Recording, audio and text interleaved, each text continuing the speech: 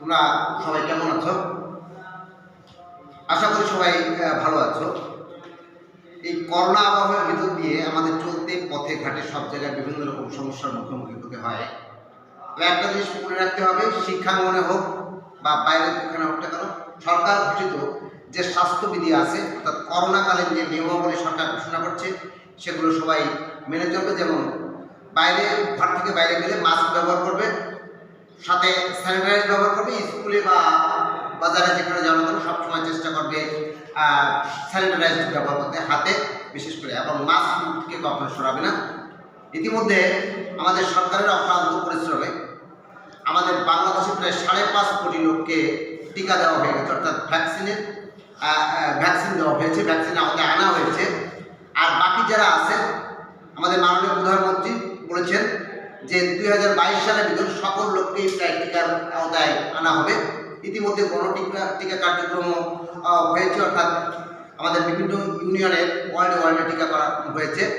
আমরা টিকা গ্রহণ করেছি, তাই তোমাদের বাড়ির সবাই যদি টিকা না নিয়ে থাকে তাদেরকে অবশ্যই তোমরা টিকা নিতে উৎসাহিত করবে। কারণ করোনার টিকা বা করোনা ভ্যাকসিন গ্রহণ করলে করোনার যে ভয়াবহতা থাকে, অর্থাৎ যে প্রকট থাকে, সেটার প্রভাবটা কম থাকে। অর্থাৎ টিকা নেওয়ার পরে তাদের এই সেভিয়ারিটি অর্থাৎ তীব্রতাটা কম থাকে। তাই আমরা নিজে বাঁচা এবং অপরকে সুরক্ষা রাখার জন্য আমরা সবাই টিকা নেব।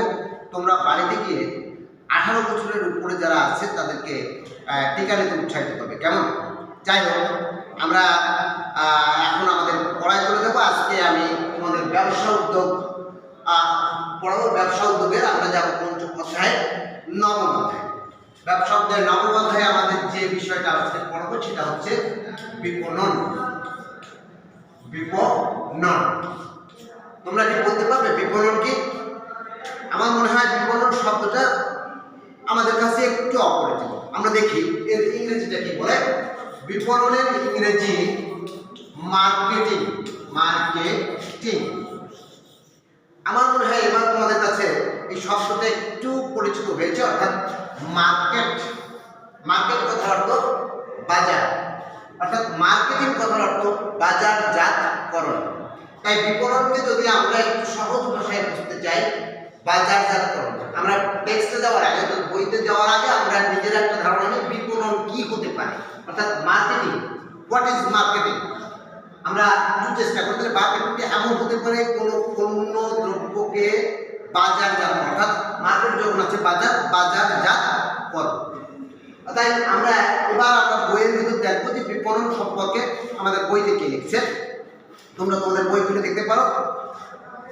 সাধারণ অর্থে পণ্যদ্রব্য বা সেবা সামগ্রী ক্রয় বিক্রয়ের কাজকে বিপণন করে। অর্থাৎ বিপণন বলতে আমরা যেটা বলছি, আমি একটু বললাম যে মার্কেটিং, বাজারজাতকরণ, অর্থাৎ বাজারে যেটা হয়, বাজারে হয় ক্রয় এবং বিক্রয়। তাই আমরা যখন মার্কেটিং করছি অর্থাৎ বিপণন করছি, কোনো জিনিস বাজারে ক্রয় বিক্রয় করাকে বলা হয় বিপণন। কিন্তু প্রকৃত অর্থে বিপণনের ধারণা আরও ব্যাপক। পণ্যদ্রব্য বা সেবা সামগ্রী উৎপাদনকারী থেকে ভোক্তা বা ব্যবহারকারীর নিকট পৌঁছে দেওয়ার পর্যন্ত সকল কাজকে বিপণন বা বাজারজাতকরণ বলে। এখন আমাদের আরেকটা বিষয়, উৎপাদনকারীকে আমরা সহজে বলি যে কোনো এক কৃষক, সে বেগুন উৎপাদন করছে। কৃষক, এই কৃষক উৎপাদন বেগুনের চাষ করছে। কৃষক উৎপাদনকারী, কৃষক উৎপাদনকারী, উৎপাদনকারী। এবার কৃষকের কাছ থেকে বেগুন সংগ্রহ করে সেই বেগুনটাকে হয়তো দেখা যাচ্ছে কে সংগ্রহ করছে, পাইকারি বিক্রেতা। পাইকারি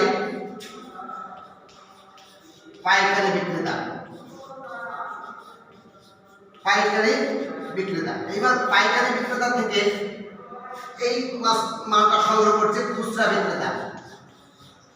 খুচরা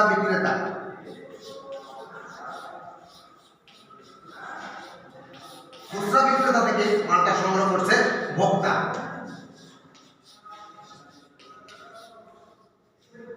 অর্থাৎ আমরা দেখছি এর ভিতরে কি করছে, কৃষকের কাছ থেকে বেগুন কিনে বেগুনটা বিভিন্ন পরিবহনে, ভ্যানে হোক গাড়িতেও করে নিয়ে যাচ্ছে কোথায়, পাইকারি বিক্রেতার কাছে যাচ্ছে। পাইকারি বিক্রেতা ওই মালটা যদি সেটা পচনশীল হয় তাহলে টাকা অক্ষয় বা সিজনাল হয়, পরবর্তী দিনে ব্যবহার করার জন্য এটাকে হয়তো গুদামজাতকরণ করছে। কি করছে? গুদামজাতকরণ করছে।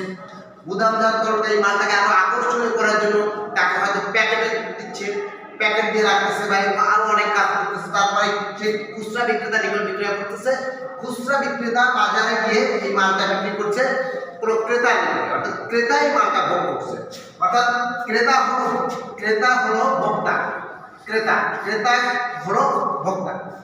এই কৃষকের উৎপাদন থেকে এই ভোক্তা পর্যন্ত যাবতীয় যত কাজ থাকে সেই সকল কাজের সমষ্টিকে বলা হয় বিপণন বা মার্কেটিং। তাহলে আমরা মনে হয় বুঝতে পারছি। আমরা এক কথায় যদি সমাধানে মানে একটা সংজ্ঞায় যেতে চাই, আমরা বলতে পারি যে পণ্যদ্রব্য বা সেবা সামগ্রী উৎপাদনকারী থেকে ভোক্তা বা ব্যবহারকারীর নিকট পৌঁছে দেওয়া পর্যন্ত সকল কাজের সমষ্টিকে বলা হয় বাজারজাতকরণ বা বিপণন। অর্থাৎ ক্রয় বিক্রয় পরিবহন, ক্রয় বিক্রয় পরিবহন, গুদামজাতকরণ, প্রমিতকরণ, পর্যায়িতকরণ সহ যাবতীয় যত কাজ থাকে সকল কাজের সমষ্টিকে বলা হয় বিপণন। আধুনিক ব্যবসার ক্ষেত্রে বিপণনের বিশেষ গুরুত্ব রয়েছে, কারণ পণ্যের উৎপাদনের উপরে শুধু কোনো ব্যবসায়ের সংগঠনের সাফল্য নির্ভর করে না, যদি না সেই পণ্য বা সেবা যথাযথভাবে ভোক্তার কাছে পৌঁছানো যায়। বিপণনের মাধ্যমে ক্রেতা ও ভোক্তা মানসম্মত পণ্য বা সেবা পেয়ে থাকে। কেমন? কারণ আমার কাছে যদি কেউ বাড়িতে নিয়ে এসে আমাকে 1 কেজি বেগুন দেয়, ওই বেগুনের ভিতর পোকা থাকতে পারে, ওই বেগুন পচা থাকতে পারে। কিন্তু যখন এই উৎপাদনকারী মালটাকে বা বিভিন্ন হাত বা খুচরা বিক্রেতার মাধ্যমে মালটা বাজারে পৌঁছায়, বাজারে পৌঁছানোর পরে ক্রেতা তার দেখে সেখান থেকে তার নিজের অনেক মালের ভিতর থেকে তার প্রয়োজনীয় মালটা সে বাছাইকরণ করে একটা মানসম্মত মাল সে গ্রহণ করতে পারে। তাই বলা হচ্ছে যে বিপণনের মাধ্যমে একজন ভোক্তা সে কোন ধরনের মাল পেতে পারে? সে একটা মানসম্মত মাল সে গ্রহণ করতে পারে, সেখানে 10টা থেকে যাচাই করে দেখে সে নিতে পারে। আচ্ছা, আর হচ্ছে এই যে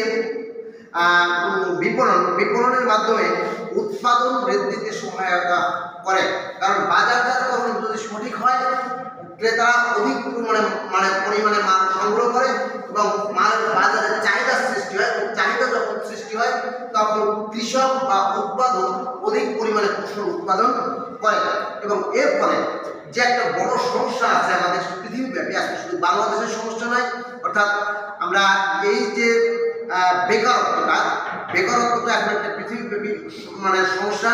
তাই এই বিপণনটা যদি সঠিকভাবে হয় তাহলে কর্মসংস্থানের সুযোগ সৃষ্টি হয়। কেমনভাবে? যখন কৃষক উৎপাদন করছে, কৃষক তার উৎপাদনের সাথে এখানে সে লোকীয় করতে পারে, কিছু লোকের কর্মসংস্থান হয়। এই মালটা যখন পাইকারি বিক্রেতা পর্যন্ত পৌঁছায় দিচ্ছে পরিবহনের জন্য, এখানে কিছু লোকের কর্মসংস্থান হয়। আবার পাইকারি বিক্রেতা নিজে মাল সংগ্রহ এবং মাল আবার বিক্রি করবার জন্য ওখানে কিছু লোকের কর্মসংস্থান হয়। এভাবে খুচরা বিক্রেতা এবং খুচরা বিক্রেতা থেকে ভোক্তা পর্যন্ত পৌঁছে দিতে গেলেও অনেক লোকের কর্মসংস্থান হয়। অর্থাৎ বিপণনের সবথেকে বড় একটা যে দিকটা হলো, যদি সঠিকভাবে বিপণন হয় তাহলে আমাদের এই বেকারত্ব থেকে অনেক বেকার যুবকের কর্মসংস্থান সৃষ্টি হয়। আমরা এবার দেখো বিপণনের আর কি কার্যাবলী আছে। বিপণনের কার্যাবলী, বিপণনের কি কার্যাবলী আছে আমরা ইতিমধ্যে আমরা সংজ্ঞায় জেনেছি, আমরা স্বাভাবিক বুঝেছি। ক্রয় বিক্রয় পরিবহন গুদামজাতকরণ এমন কিছু কার্যাবলী আছে। আমরা একটা বইয়ে দেখি কি আছে।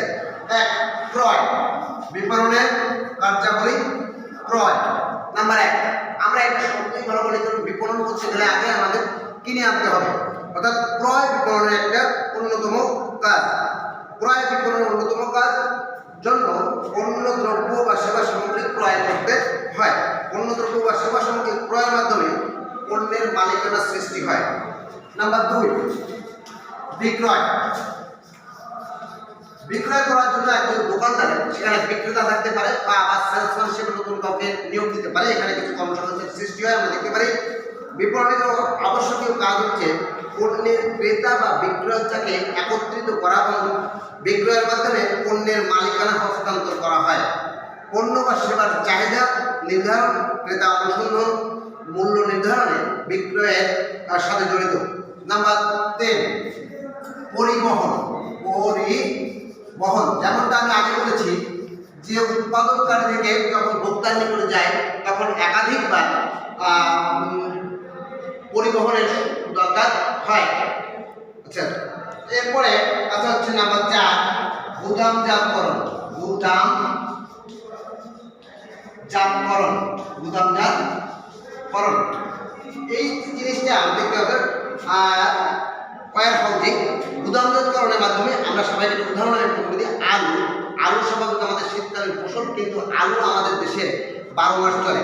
অর্থাৎ শীতকাল থেকে যখন আমরা এই আলুটা গরম করা অর্থাৎ পরবর্তী বছর পর্যন্ত নিতে গেলে আমাদেরকে কী করতে হবে? মালটাকে সংরক্ষণ করতে হবে। সংরক্ষণ করার জন্য আমাদের গুদাম ঘর আছে। এই গুদাম ঘরে মালটা বিভিন্ন রকমের মেডিসিন বা যা যা থাকলে ভালো থাকবে সেই হিমায়িতকরণ করে আমাদের মালটা রাখতে হবে। অর্থাৎ গুদামজাতকরণ একটা বড় ব্যাপার। নাম্বার 5, প্রমিতকরণ।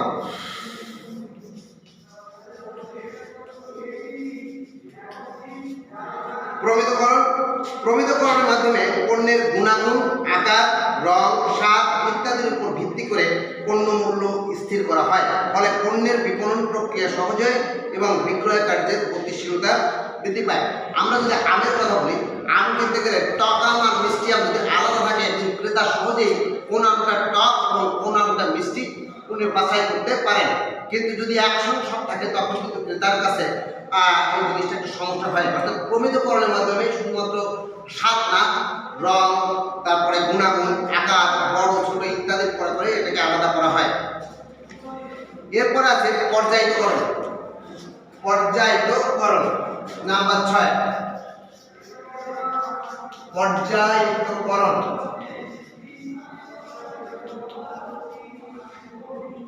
আচ্ছা, পর্যায়িতকরণ মান অনুযায়ী পণ্যকে বিভিন্ন শ্রেণীতে ভাগ করা হয়। এই পর্যায়িতকরণ যেমন ওজন, আকার, গুণাগুণ ইত্যাদির জন্য পর্যায় ভাগ করে রাখা হয়, ফলে বিক্রয় করা সহজ হয়। আমরা যদি তরমুজ কিনতে যাই, স্বাভাবিক করে তরমুজ কিনতে গেলে বড় তরমুজের একদম বড় তরমুজগুলো এক পাশে রাখে বিক্রেতা, আবার ছোট তরমুজগুলো এক পাশে রাখেন। এরপরে আছে মোড়কীকরণ। নাম্বার 7, মোড়কীকরণ। প্যাকেট। আমরা দেখছি যে বিশেষ করে শিশু খাদ্য দোকানে যে বাচ্চারা যে খাবারটা দেখে, যে প্যাকেটটা দেখতে খুব ভালো লাগে, সেই খাবারটা দেখে ওদের নজর লাগে, ভিতরে কি আছে সেটা দেখে না। অর্থাৎ বাজারজাতকরণের ক্ষেত্রে মোড়কীকরণ একটা গুরুত্বপূর্ণ ভূমিকা পালন করে। অর্থাৎ পণ্য সামগ্রী সুন্দর ও আকর্ষণীয় করা এবং নষ্ট বা ভেঙে যাওয়া থেকে রক্ষার উদ্দেশ্যে কিছু দ্বারা আবৃত করাকে মোড়কীকরণ বলা হয়। অর্থাৎ শুধুমাত্র যে আকর্ষণীয় করা সেটা না, তার পাশাপাশি যেমন আমরা যদি ফ্রিজ বা টিভি এগুলো নতুন কিনে আমরা আনতে লাগে, তাতে যদি প্যাকেট থাকে, মোড়ক করা থাকলে এটা পরিবহনের জন্য আমাদের সুবিধা হয়। কিন্তু যদি শুধু টেলিভিশন আমাকে নিয়ে আসে বা একটা ফ্রিজ যদি ভ্যানের করে নিয়ে আসতে যাই, তখন কিন্তু ধাক্কা করে মাল নষ্ট হতে পারে, কালার নষ্ট হতে পারে, টাকায় যেতে পারে। অর্থাৎ প্যাকেট শুধুমাত্র একে আকর্ষণ করে না, নষ্ট বা ভেঙে যাওয়া থেকেও কিন্তু রক্ষা করে। শিল্পজাত পণ্য যেমন ফ্রিজ, টেলিভিশন, সাবান এবং কৃষিজাত পণ্য যেমন পাঁচতরিত দুধ, মাছ, মাংস ইত্যাদি বিক্রয় ও ক্রেতাদের নিকট গ্রহণযোগ্যতা মোড়কীকরণ উপর নির্ভর করে। নাম্বার 8, তথ্য সংগ্রহ। অর্থাৎ কোন বাজারে আমরা কি বলতে যাচ্ছি যে কোন বাজারে কোন মালটার চাহিদা আছে, এটা একটা বড় ব্যাপার থাকে। অর্থাৎ যে এলাকায় যে জিনিসটার চাহিদা বেশি সেই এলাকায় সেই মালটা পৌঁছে দেওয়া যায়। এটা হলো পণ্য ও বাজার সংক্রান্ত বিভিন্ন তথ্য সংগ্রহ করা ও বিপণনের কাজ। বাজারে কোনো পণ্যের চাহিদা ও সরবরাহ কেমন, কোনো ক্রেতা ও ভোক্তাদের পছন্দ রুচি কেমন সে সম্পর্কে জানতে তথ্য সংগ্রহ করতে হবে এবং তারপর ওই মালটা সেই বাজারে নিয়ে যাওয়া। অর্থাৎ যে বাজারে চলে না, অর্থাৎ চাহিদা নেই, সেখানে যদি সেই মালটা পৌঁছে দেওয়া হয় তাহলে আমরা উদাহরণস্বরূপ আমি বলতে পারি ড্রাগন ফল। আমরা এখনো এই ফলটা আমাদের এলাকায় পরিচিত না, তাই কোনো বিক্রেতা যদি হঠাৎ করে বাজারে কিছু ড্রাগন ফল নিয়ে আসে, এই এলাকার ক্রেতারা স্বাভাবিক ড্রাগন ফলটা কিনতে চাইবে না, কারণ এখনো ড্রাগন ফলের উপকারিতা বা এটা সম্পর্কে কিন্তু আমার এই এলাকার জনগণ প্রচলিত না। আবার আমাদের এখান থেকে যদি বাগদা চিংড়ি আমরা হঠাৎ করে বগুড়া নিয়ে যাই, সমস্যা নেই, বগুড়া নিয়ে যাই, বগুড়া নিয়ে গেলে তাহলে ওইখানে বাগদা চিংড়িটাকে কিন্তু ওইভাবে আমাদের এখানে যেভাবে দামে বা যেভাবে বিক্রয় হচ্ছে এইভাবে বিক্রয় করা হবে না। অর্থাৎ আমাদের আগে করতে হবে তথ্য সংগ্রহ করতে হবে এবং সেই অনুযায়ী মালকে বাজারজাতকরণ করতে হবে। এবং সর্বশেষ যেটা আছে 8 নম্বর ছিল তথ্য সংগ্রহ। তথ্য সংগ্রহ, আচ্ছা, সর্বশেষ যেটা আছে সেটা হলো ভোক্তা বিশ্লেষণ। ভোক্তা বিশ্লেষণ অর্থাৎ কোন এলাকায় কোন ধরনের ভোক্তা কি জাতীয় মাল পছন্দ করে সেটা খেয়াল করতে হবে।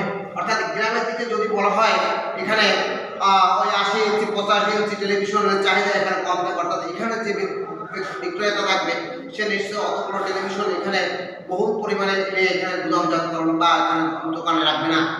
অর্থাৎ বিপণন আরেকটা গুরুত্বপূর্ণ কাজ হচ্ছে ভোক্তা বা ব্যবহারকারীর রুচি, চাহিদা, বৈশিষ্ট্য, আগ্রহ বিশ্লেষণ ও মূল্যায়ন করা।